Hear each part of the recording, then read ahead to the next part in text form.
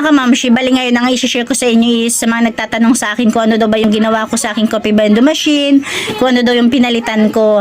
Ayan, kasi yung coffee blender machine natin ngayon is pwede nang hulugan ng piso, 5 pisong bago, 5 pisong luma. Ayan, hindi na tayo maistorbo kung anong ginagawa natin sa tindahan. Ayan nga, pero bago yan, i-share ko muna sa inyo kasi ilang linggo din nagka-problema yung ating coffee blender machine. Bala ko nga ibalik doon sa pinagbilhan natin. Kaya lang sabi ko is medyo malaki-laki yung magagastos ko. Ang ginawa ko is nag-post na ako sa mga page sa Facebook.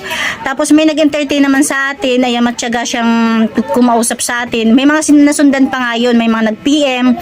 Kaya lang sa tingin ko, mas mura-mura sa kanya. Ayan, nung nagka-orderan na nga kami sa Shopee, sa Lazada, nalaman ko na may mas mura pala, kaya lang dahil syempre sa hiya naman natin is tinuloy na lang natin. Pero ngayon tiningnan ko yung shop niya, isa na lang yung available niya. Ilalagay ko sa ibaba yung link ng store niya, siguro yung isa na lang yung ma-avail nyo, tapos yung isa ito pakita ko sa inyo. Ayan, yan yung binili ko sa kanya, yung dalawang yan. Pero yung coin slot hindi na available sa kanya. Order na lang kayo sa iba. Ilagay ko sa link sa ibaba yung pwede nyo orderan. Tapos yung puti na yan. Ayan mga kamamshi. Tapos search na lang kayo sa YouTube ng paano gawin. Makikita nyo naman yung mga kamamshi. Yan lang. Thank you for watching.